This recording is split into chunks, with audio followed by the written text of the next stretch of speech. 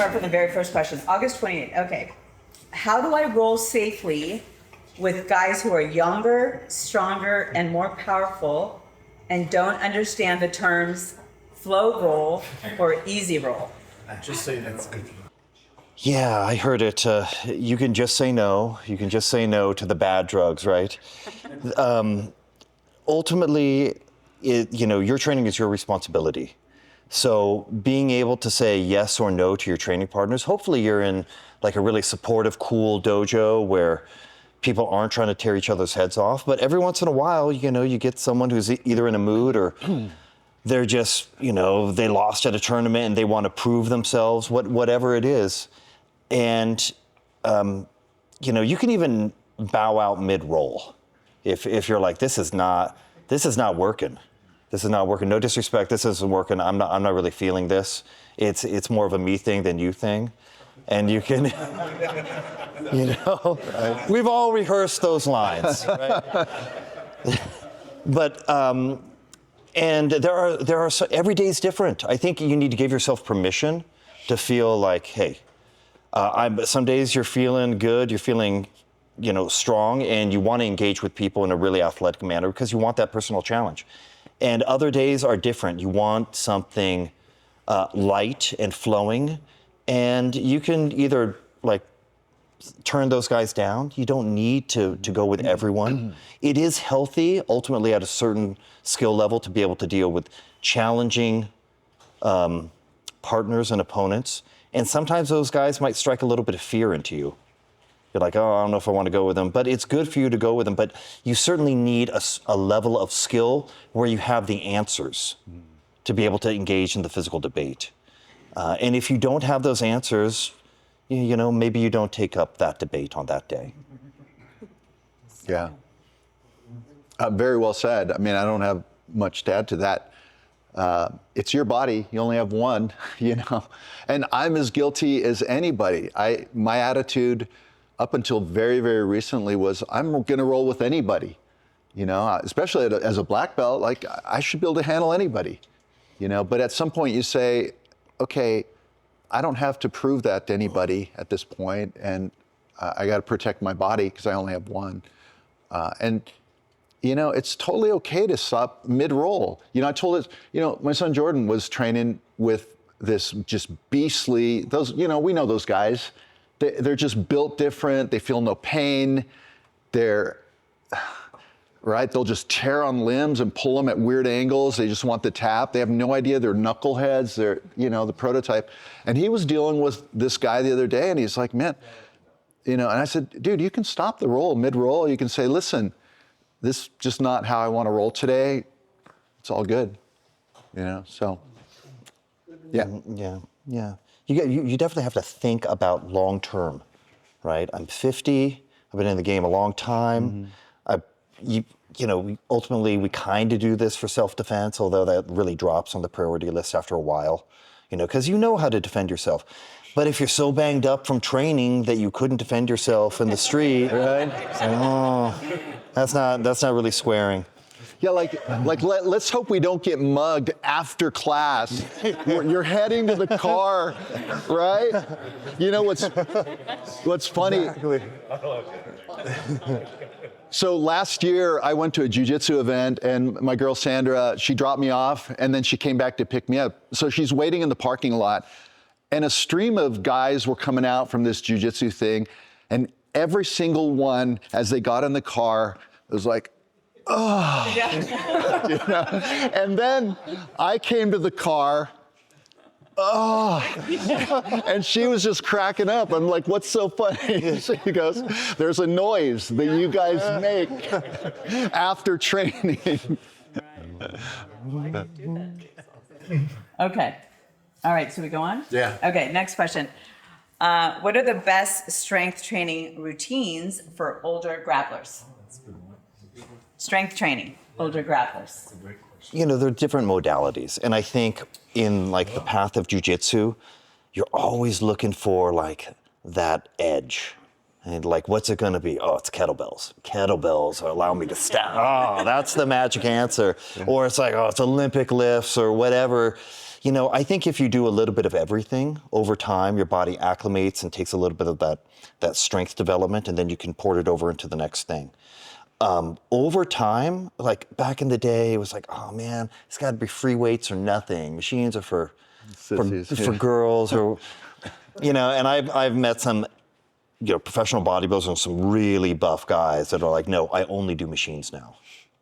And so it doesn't really matter. It's just having like strength in specific ranges of motion, and you want your full range of motion, because the more open your range of motion, the more open your technical options, right? If you're limited in your mobility, then you only have so many techniques you can draw from. So personally, I like just a little bit of weightlifting, basically the motions, like pick something up that's heavy, push overhead, pull this way, push that way, a little squat, boom, we're good.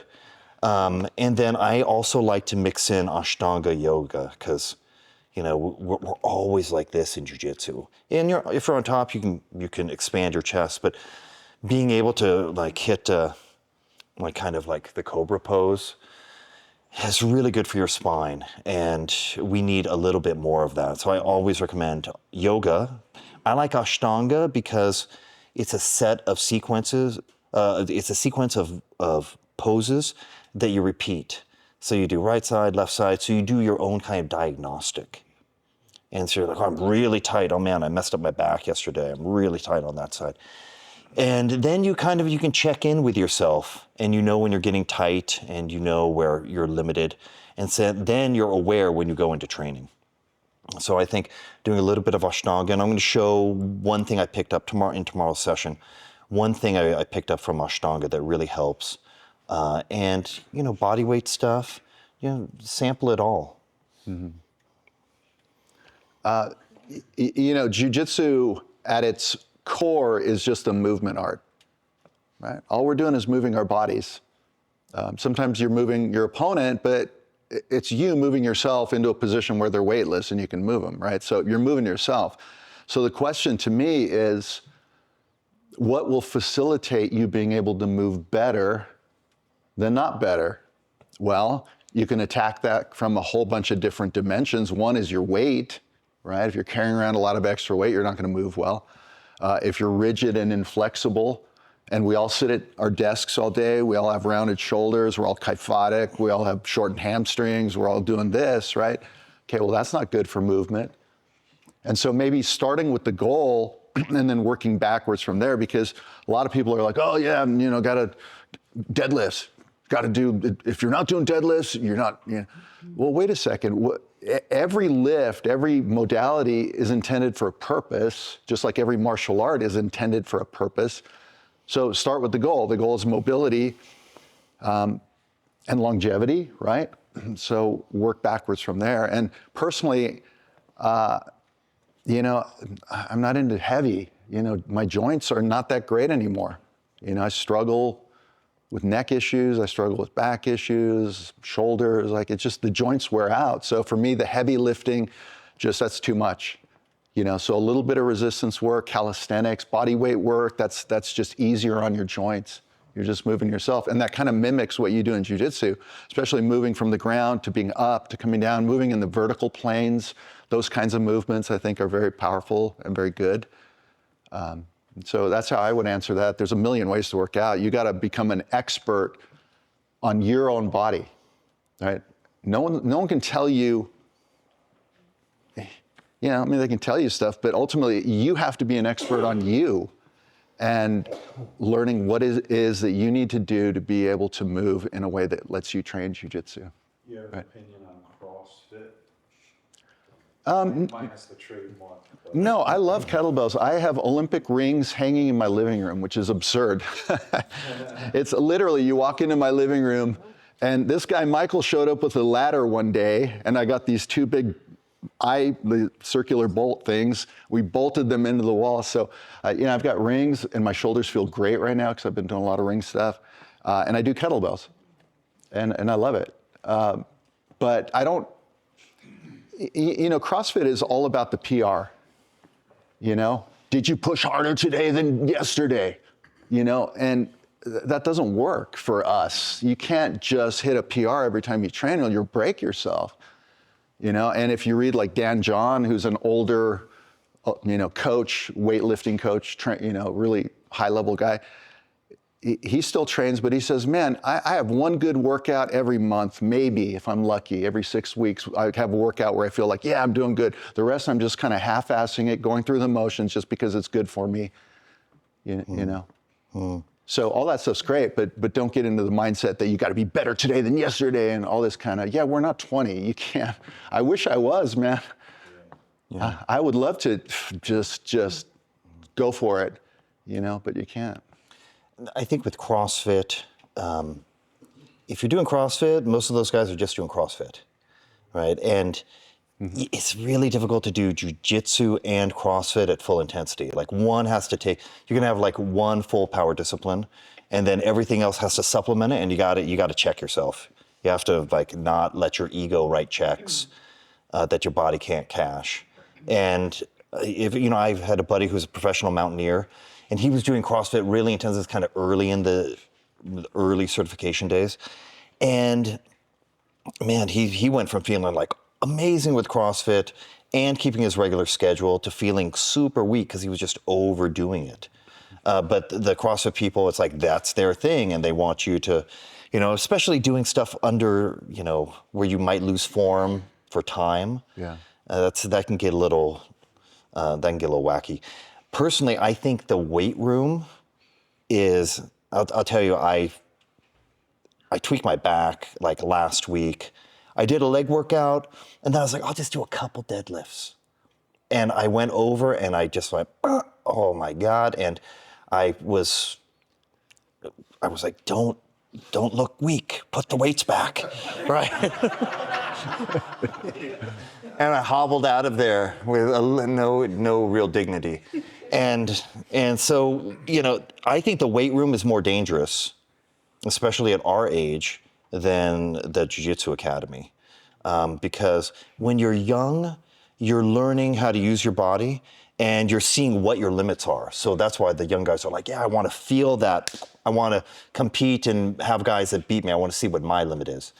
We kind of know our physical limits, and we have enough mental strength through the years that we can push past, especially as martial artists, you can push past. So you can overdo it in the weight room. Oh, I'm feeling good today. That's a dangerous time, you know? And then, so I think just really check yourself. No ego lifting.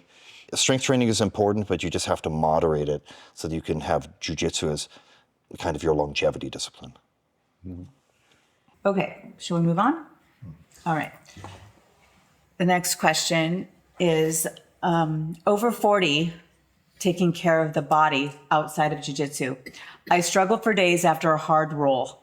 I take creatine and eat a healthy diet. What else can I do on my off days to help with joint pain and recovery? Questions are TB 500, BPC 157, stretching, miracle supplements. Ha ha ha. We're all looking for that miracle supplement. Oh man, I'll be the first to buy it.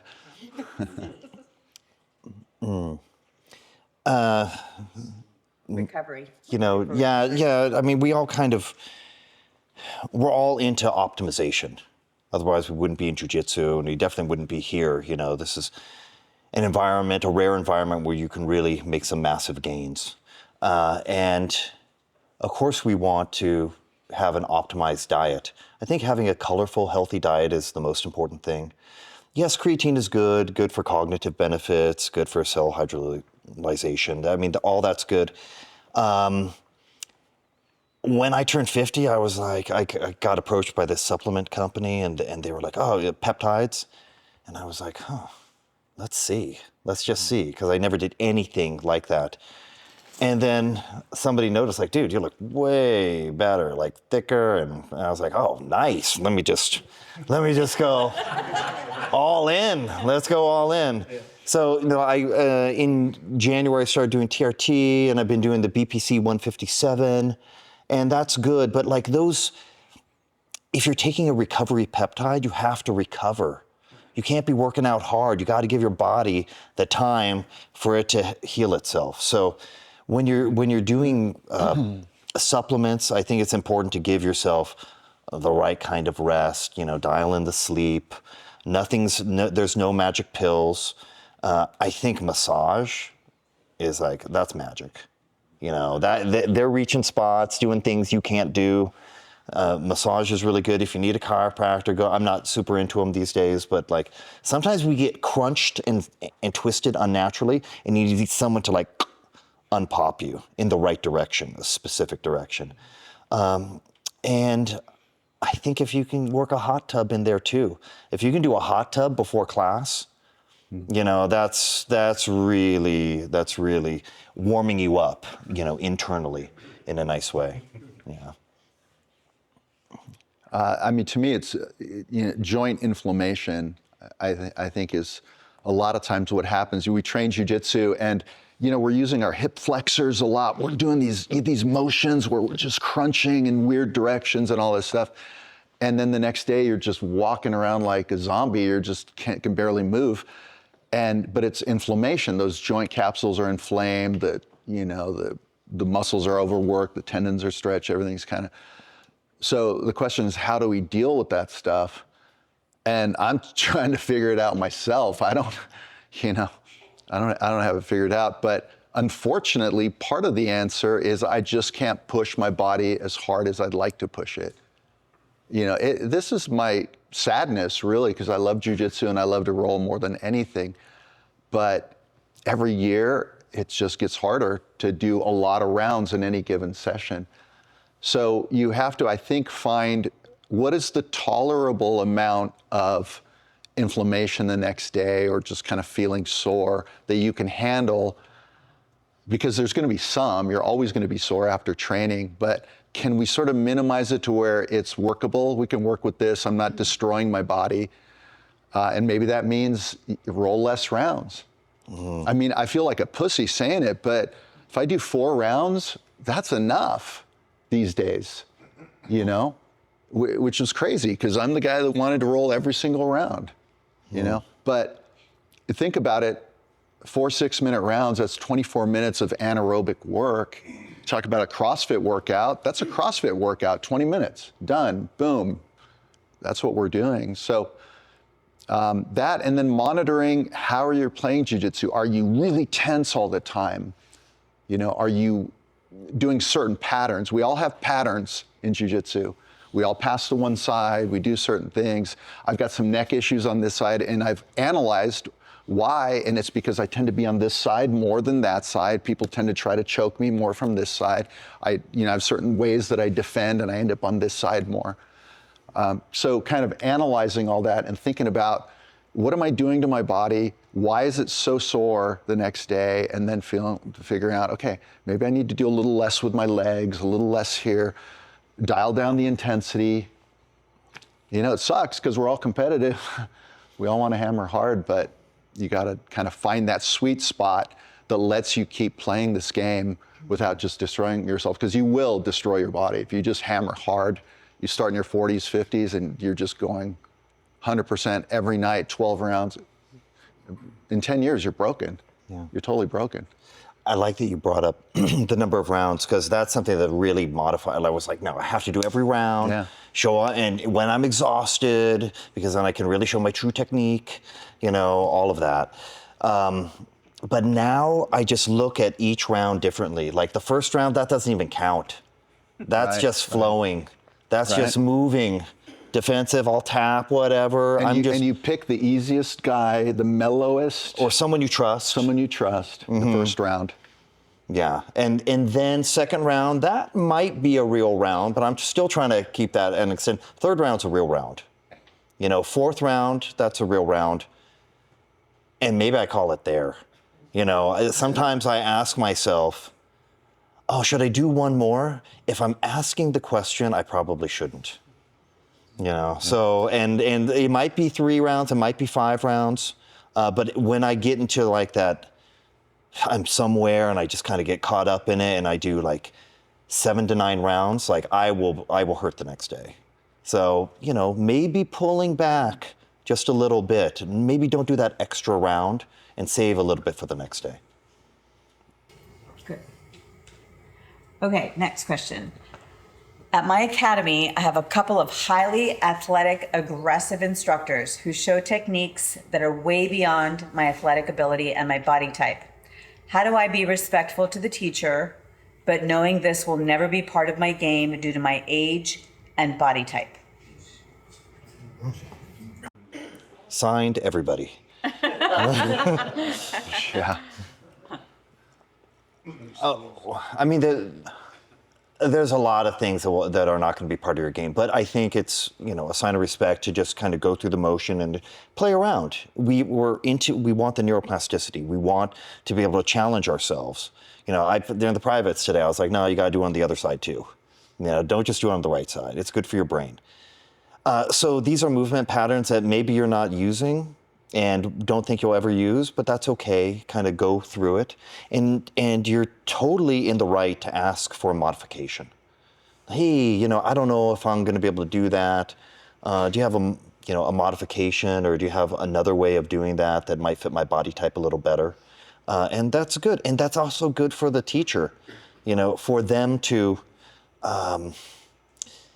sometimes as a teacher, people ask questions and you get a little frustrated because you know your stuff works, but you're not exactly sure why. You haven't had to pinpoint why.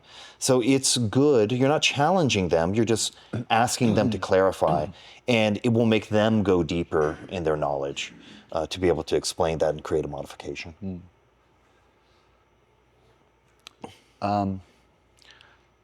Yeah, well, I mean, there's a lot of ways to analyze this. You know, that question sort of, you know, I'd have to watch and see, you know, what you're talking about. Sometimes, and it also depends on the level of the student. You know, when you're a white belt, these moves seem really difficult, really challenging, but with practice, all of a sudden you find, because again, jiu-jitsu is a movement art.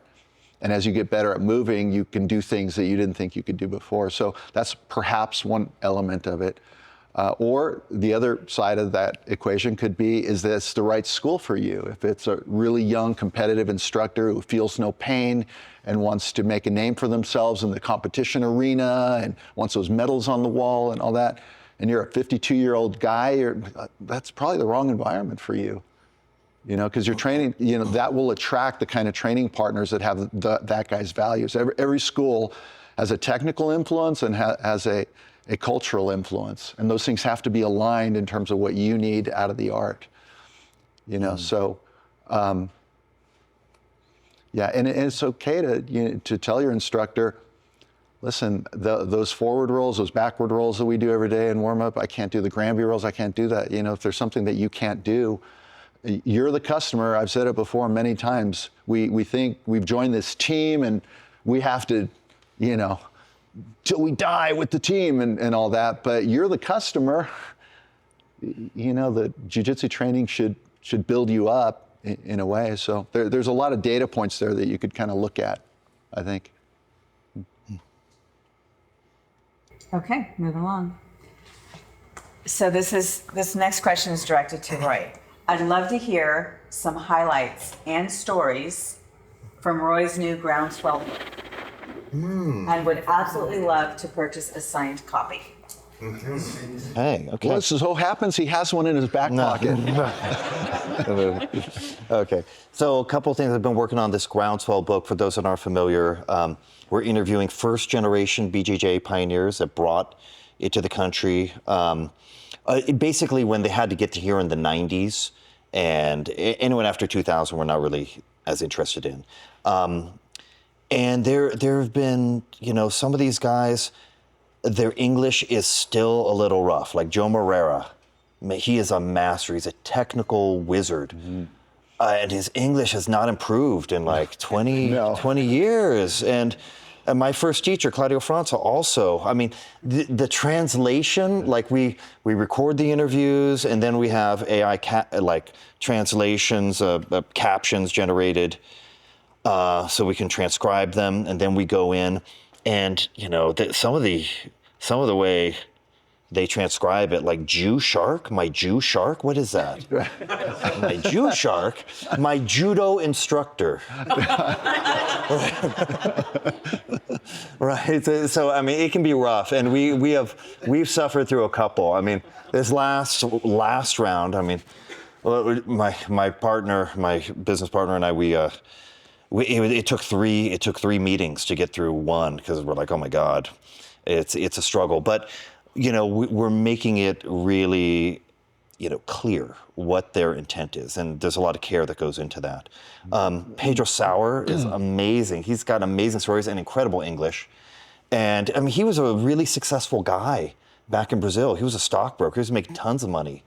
He told a story about how he was either with a student or someone, but someone that he knew, but they weren't like super close. And he had this really fancy car, and he got kidnapped. And they took him out to an area where they dumped dead bodies. And these guys, and he managed to like talk his way out of the car. And then they like ran into the woods, and the guys took off in his car. And then, I don't know, like 6 hours later, the police came, but the police only go there to pick up bodies. And the police said, you were the first people alive we've ever seen back here. Wow. And after that, he came to the U.S. and then when he came to the U.S., he was like in, oh God, I forget, maybe Horian's garage, and the Machados came over, and he heard, oh yeah, I hear Pedro Sauer is Elio's golden boy. Oh yeah, we'll see. And he said it was rough sparring, like it was like a fight.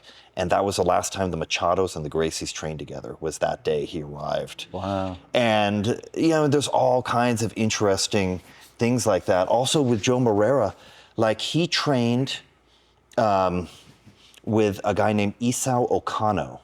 And Okano was like one of the only middleweights to win like the All Japan Championship, where there's no weight division. And he ended up, I went and trained with Danner for a little bit, and he just told a story about how Okano had kind of another dojo, not the Kodokan. And so the people that got kicked out of the Kodokan, he got kind of excommunicated because someone got promoted, typical story. Someone got promoted, he didn't feel like they deserved it, and they slighted him. So he was like, forget you guys. So he started his own thing. But if you were Japanese, you could not train there and then go back to the Kodokan. But Neil Adams, when he was world champion, he went to the Kodokan. He's like, I hear about this other dojo, that Isao Okano.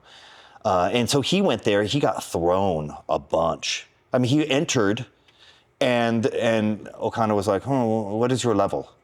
He's like, well, I'm currently world champion. And he's like, I will assess your level. And he said, okay, here's the story. And Danaher told it with glee. This is not in the book, but it's kind of roping back to it. He got thrown, and he couldn't believe he was getting thrown. And then he got paired up with a teenager, and he was throwing him with his own technique, which in judo is kind of like, and it's a little bit insulting to throw you with your own technique. And so he's throwing him with Taitoshi, and then he instructed the teenager to throw him on the other side, left side Taitoshi.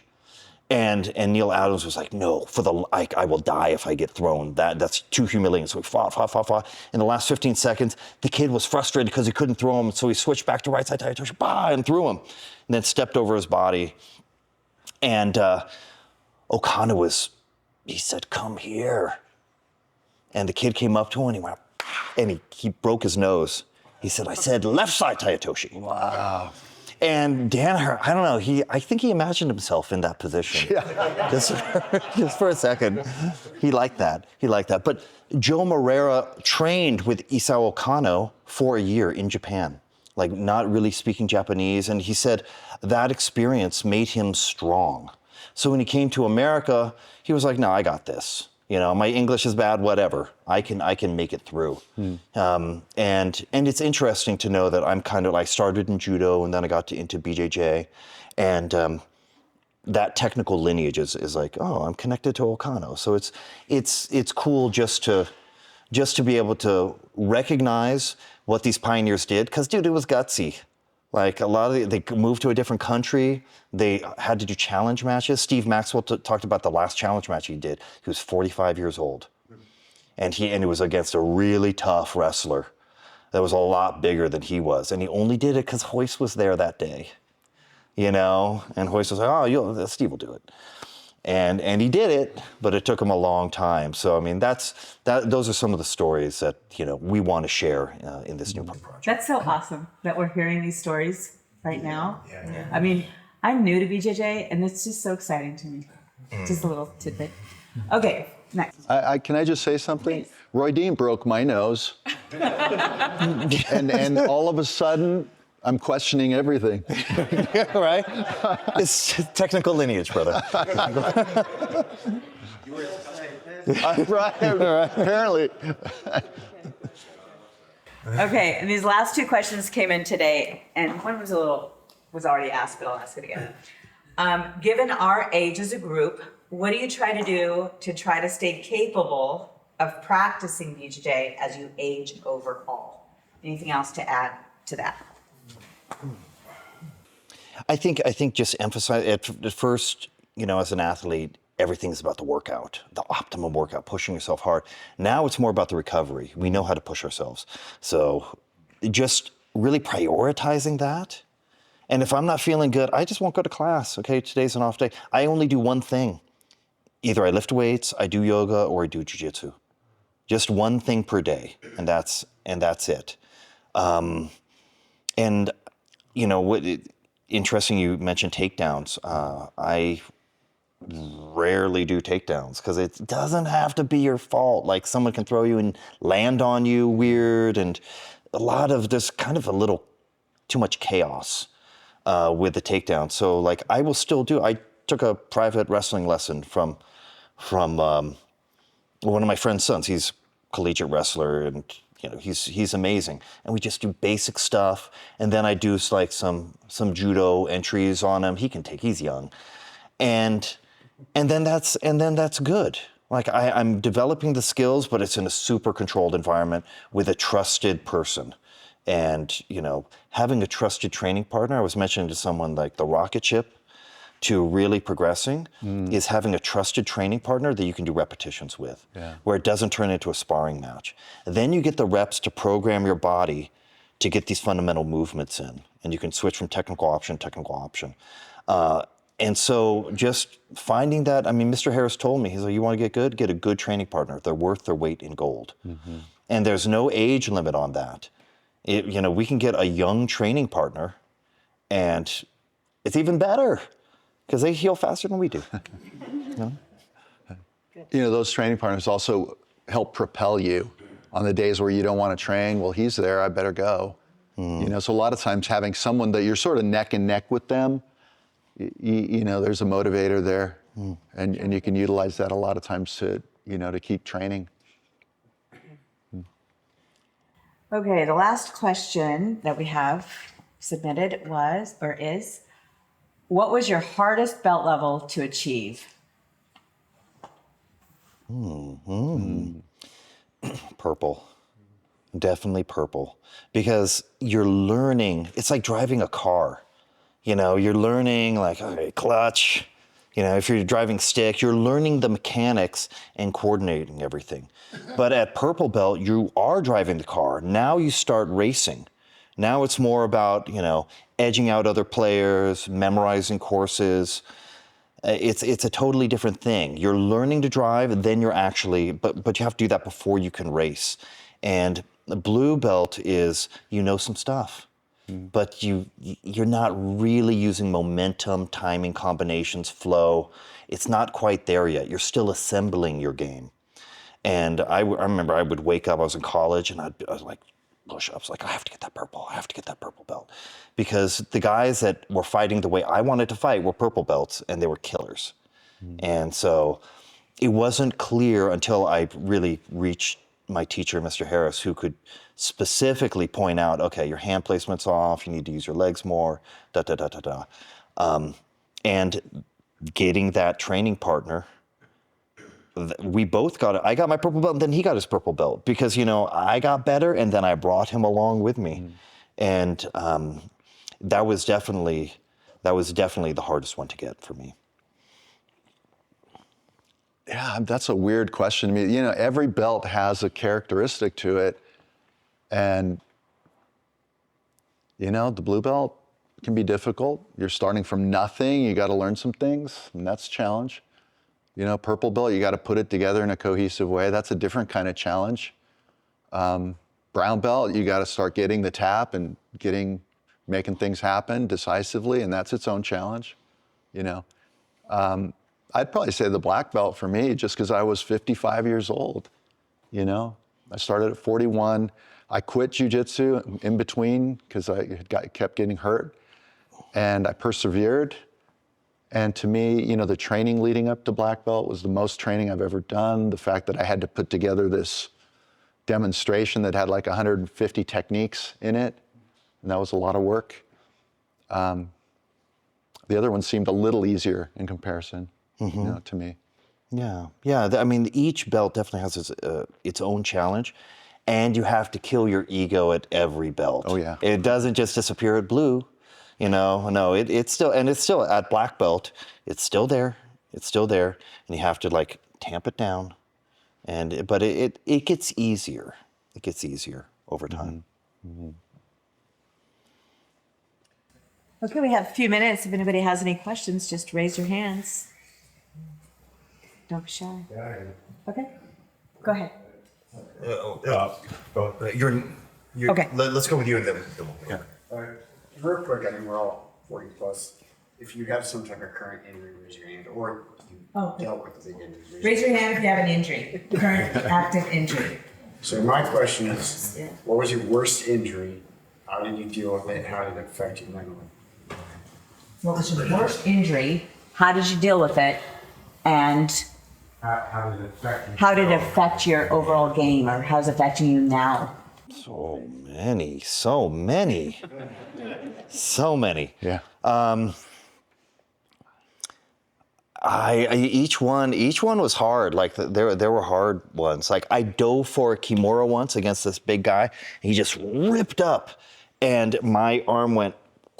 I heard it was like a towel ripping, and it was like, oh man, it's still not quite. I mean, that was like 15 years ago, and it's still not. I mean, it's almost the same as the other side, but that was tough. I had my knee pop the wrong way twice. That was tough. You know, the knee ones are very difficult. The knee ones are because you're limping. It's obvious, and when you're younger, you think this is how I'm gonna be forever. But now I know I'll eventually forget about this injury. It's always another one on the horizon. You got 2 weeks, yeah. Yeah. What about you? And I mean, I've had a lot of injuries too, and I thought I quit jiu-jitsu. At purple belt, I blew a disc out in my low back, and I tore my rotator cuff back to back. So I came back from the first injury, and 3 months later, I had the second. And, you know, you have to go through the stages of grief. If it's a serious injury, you have to go through the stages of grief. No one can talk you off the ledge in that moment. You know, I called Roy, and he said, "It's all good, man. You had a good run. You can quit. It's all good." You know, and that was the perfect thing to say because you know, the platitudes mean nothing in that moment. Oh, you'll be back. You'll be back stronger than ever. That stuff, that's like telling the guy that just got dumped, "Oh, you'll find love again." you know. No, so yeah, you know, and then can you keep your head in the game while you're hurt? Because everybody disappears when they get hurt, and then they may or may not come back. So, you know, it's just something we have to deal with. We're trying to kill each other, in a kind way, you know. So there's some risk there. I think having a strategy for dealing with your injury is really important. There's so many. I mean, I talk to people off the mat all the time about, you know, someone, whatever, they hurt their knee and they're sitting on the sidelines and they're bummed, but they came to class. I mean, in Japan, they say like seeing is learning. And yes, there's so many advantages. Like Gordo invented the half guard after a knee injury, right? You are forced to use other parts of your body in new and creative ways. And so you can really, that becomes a superpower, but you have to really suffer so that you're forced. Necessity becomes the mother of invention, right? When you're on the sidelines, you're not engaged in a role, right? You're so laser focused when you're involved in a struggle that when you go and get that witness perspective on the bleachers, and then you start looking at people's games in the room, you're like, oh, he does that same thing over and over again. Or if he gets his guard pass, he totally melts. I need to pass his guard. You see much more widely, and when you come back, you have a leg up on people because your awareness has increased. Yeah, you're watching like a coach. I've got a neck issue at the moment that I'm dealing with, and I realized that it was because, you can develop kind of a lazy game in jiu-jitsu, and I'm old. I know I'm going to have to play defense more than younger guys, and so I've developed a pretty effective defense, so I'm perfectly comfortable laying on my back. But I realized that certain patterns that I was doing was creating a problem with my neck. And so I've come back to training. I took a little bit of time off, but I'm like, I can't be doing that stuff that I was so comfortable. That was such a warm, comfy couch. It was a nice leather jacket that was worn in, and I kept going to that position. And ever since then, I'm like, no, I got to come to the top. Start playing top, Rick. You got to get to the top. Stop being a lazy guy playing bottom all the time. So injuries will always force you to at least reassess a little bit. And if you can look for those positive things to come out of it, it can ultimately be positive, Yeah, they can definitely be a great teacher. You might reflect like, what happened that day? Did I exhaust myself too much? Should I have not put myself in that position? I'll tell you about one thing. It's funny, the guy just wrote me the other day. I was a blue belt, second tournament, US Open. I matched against a guy named Derek DeMano, super stud under Casio Wernick in Sacramento. And I had this, I call it like martial vanity, right? I wanted to win with a certain move, like, because I thought it was cool, right? It was a rolling knee bar that I saw Oleg Taktarov do, and I was like, oh, this is good. Everyone's gonna love this. And I went for it. Never mind, knee bars weren't even allowed at my level, right? I went for it, and he sprawled, and I landed on my neck. And the whole auditorium went like, ooh. And that's never good. That's never good. And that could have been really bad. And I hurt for a while. I got fixed, but I hurt for a while.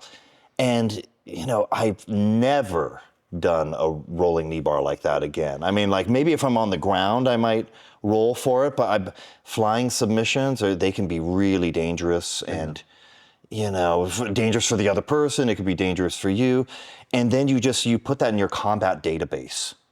And you're like, okay, that's super. And then you find yourself not going into those positions. You won't even take that chance. You're already calculating. And so you might just like, no, I'm just gonna pull guard, go to a familiar position, and there's no shame in that game. You definitely get better at keeping yourself safe with skill. And I always liken it to you got your driver's license at 15, you're the most dangerous you'll ever be for that next 2 years because you haven't been through all the oh shit moments where it's a weird traffic pattern or the whatever, And so at first in jiu-jitsu, you have to go through all those, oh, I almost got injured moments because, I know I can't post like that anymore. That's a learned thing, or, oh, I should stand my toes so if someone pushes me back, I don't hurt my ankles. Or there's a million things that we have to learn. And then it's just intuitive body movement, as Roy likes to say, in those moments where you're like just constantly, the thing you're doing more than anything is just keeping yourself safe, hopefully, unless you're just way too competitive, and then maybe you're not, Any other? Yeah, thank you. Last one. What would be what would you suggest, like the best way to learn new techniques off the mat outside of an Old Grappler's retreat? There's so much stuff out there on TikTok, Instagram. There's the videos you can purchase, books. Like, what would you recommend? I mean, we live in a we're in the land of plenty when it comes to techniques these days. Before it was like you'd get a drip, you'd like travel to get a little bit. Yeah. Now we're kind of overwhelmed. So I think the key is don't try to manufacture situations. Find out where you are organically when you roll. Like you find yourself in half guard, like all the time. Okay, get a half guard instructional. Like don't only get instructionals where you're working on that position, in general. Because otherwise it's just kind of fantasy fighting. If you don't have a reliable way of getting to that position and dominating and holding that position, you're not really going to be able to refine your submissions from there. So just kind of limit your scope to what you're actively challenged by, and I think that's a good start. Yeah, that's good advice. The problems you face on the mat should inform what kind of media you're consuming and what kind of questions you have for your coaches, because we all have patterns, and you're going to play the game the way you play it. And if there's a problem with something, or something's not working, well, then that's what you need to work on. And people say, what should I be working on? Well, what are the problems you're having, or where's the success you're having? And that kind of informs the path. Yeah, what are your thoughts about like doing competitions and competing, especially for like new practitioners? It's your journey. I don't feel like you have to. It depends on what you want to do, though. Like, for me, I wanted to be good. And the competitors that I saw, they were good, and they were tapping guys, and I wanted to fight like they did. So I was going to have to do competitions, and I was going to have to go through that. And then you do that phase. For some people, that phase never ends. But I kind of did that and figured out, okay, that's how you do it. And then you have to do kind of a risk benefit like analysis on like, okay, is it worth it for me to go and do this competition and pay this money and maybe get screwed over by the ref, or maybe, there's just a million things. They're not, half the people that go to like a major competition, like half those people are gone in the first round, and it's a bummer of a plane ride home. Yeah. So if you really want to be like, you don't have to do it. Like, look at Danaher, he didn't compete at all, but he's a mastermind. But if you want to like encourage if you want to teach professionally and encourage your students to compete, you should have competed and know what those feelings are. But if you're just like a recreational player, you don't have to. There's no need. You will grow from it because it's a challenging experience, and it's kind of scary how hard people attack you in a competition. Yeah. It's not like rolling in the academy. That guy wants to hurt you. You are just meat, and they like boom. Sometimes it takes like getting slammed to like wake up like, whoa, this is really happening. This is very intense, and it's good because then a street encounter is like, dude, you're not trained like that other guy. It really brings like your level of reactivity down because you faced far greater challenges. So if you really want to elevate your game to the highest level, you should compete. And otherwise, hey man, it's not for everyone. It's totally okay to just study the art and take advantage of the tribe. Yeah, there's always increased risk, right? A lot of times it's not the competition. There's more risk in competition. There's risk of injury. But a lot of times it's And the training leading up to the competition. I've suffered injuries doing that. I tore my rotator cuff training for something. And that's just a question you have to ask yourself. How important is it? If you're in your 50s, 60s, 70s, like, is it really that important? Yeah. But if you're feeling it, you will learn, you will grow, and you will feel something that you probably will never feel at your home gym, which is what he was saying, someone coming at you really, really hard. Yeah, like there's and not all competitions are equal. Like you can go to like a small competition and just clean up, and then you go to like the US Open, the Pan Ams, and it's like the skill level can vary greatly. I remember I was a middleweight, so there were like at least 64 guys in my division. Meanwhile, super heavyweight had like one match. Yeah. And he got the gold, and I was like, man, I have to suffer so much just to reach the opportunity for that. All right, so it's a varied experience. Yeah. All right, last one, yeah. You go to the gym, you work technique, you roll, you leave, you go home. Unless the professor comes around to critique on what you're doing, you don't really get those like tips and tricks. What kind of approach can you take to whether it be your training partner or your professor to have somebody put those outside set of eyes on what you're doing to help you work that technique and those little tips and tricks?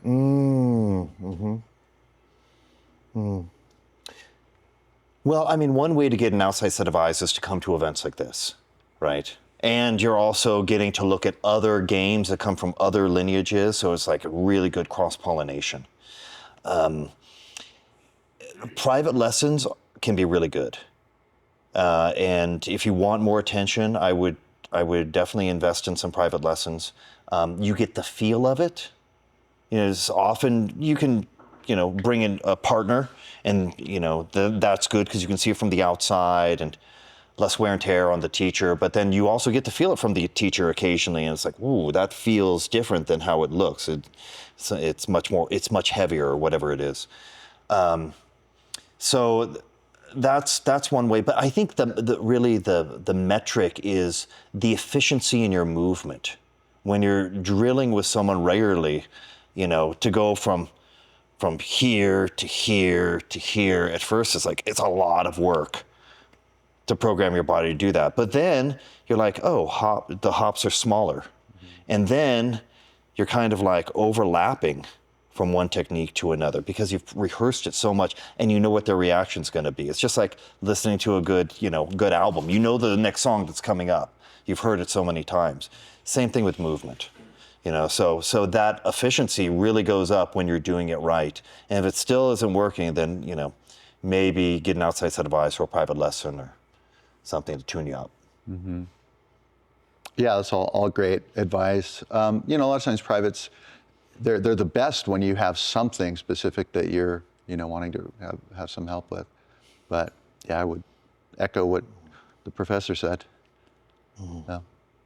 Okay. Okay, it's 8 o'clock. Ice cream. Sunday. Yeah, so- Thank you.